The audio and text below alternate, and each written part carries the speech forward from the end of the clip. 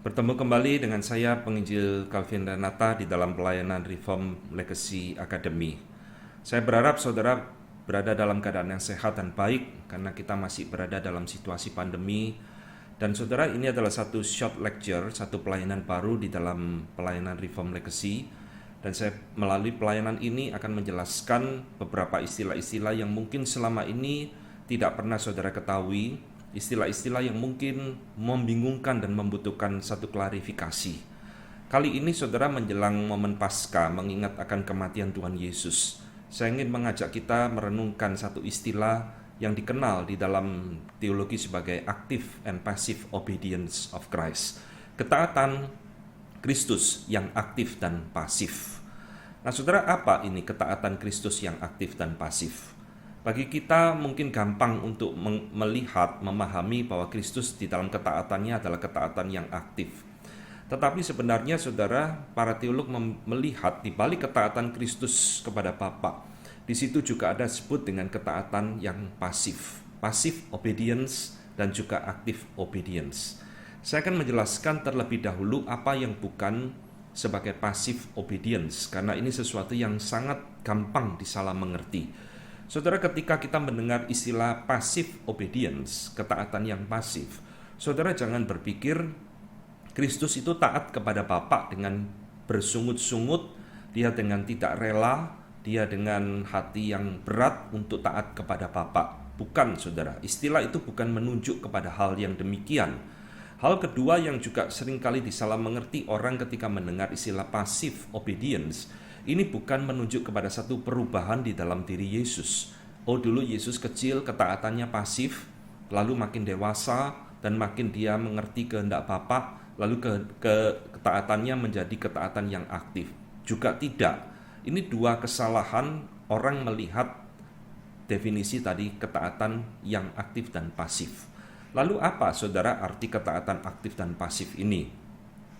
Penjelasan terbaik itu saya temukan di dalam bukunya John Murray, Redemption, Accomplished and Applied. Di dalam buku itu John Murray mengingatkan kepada kita bahwa di balik ketaatan Kristus itu ada dua sisi yang tidak terpisahkan, aktif dan pasif. Ini seperti dua sisi dari uang logam yang tidak bisa dipisahkan. Nah, John Murray mengatakan bahwa ketaatan ini berhubungan dengan status Kristus sebagai Mesias dan relasinya dia dengan hukum Taurat. Saudara, hukum Taurat adalah satu hukum yang harus dipenuhi, harus digenapi, harus ditaati. Sebaliknya, ketika hukum Taurat ini tidak bisa digenapi dan ditaati, di situ ada konsekuensi penghukuman yang Allah akan berikan kepada kita. Nah saudara, ketaatan Kristus aktif dan pasif harus dilihat dari relasinya dengan hukum Taurat ini.